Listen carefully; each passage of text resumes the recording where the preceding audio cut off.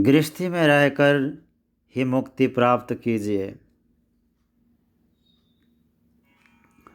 अगर दानशीलता, तप और सद्भावना का पालन करते हुए हम मुक्ति के समीप नहीं पहुँचते तो समझ लेना चाहिए हमने इन कार्यों का वास्तविक रूप में पालन नहीं किया।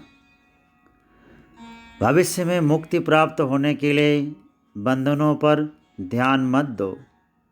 तुम इसी जन्म में मुक्ति प्राप्त करने का उद्देश्य रखो, जिससे मुक्त होकर जीवन रूपी घोड़े पर सवार होने का आनंद प्राप्त कर सको। खच्चर पर लदे हुए मूर्ख की तरह समस्त जीवन व्यतीत कर देने में क्या लाभ है। मुक्त पुरुष और मुक्त स्त्रियां ही हंसते खेलते अपने राष्ट्र और समस्त मनुष्य जाति को मुक्त करेंगी।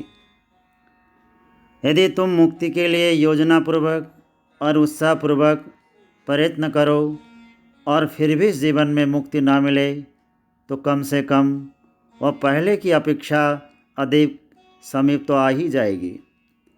तब तुम्हारी आगामी पीढ़ी उसे और भी समीप पाएगी। इसके परिणाम स्वरूप उससे आगामी पीढ़ी तो मुक्ति पर सवार हो ही जाएगी।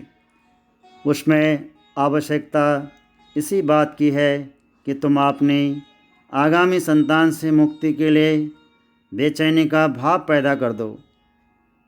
अगर तुम ऐसा कर सको तो समझ लो कि तुमने मुक्ति प्राप्त कर ही ली और कोई तुम्हें उससे वंचित नहीं कर सकता, क्योंकि मुक्ति और बंधन मन पर निर्भर करता है।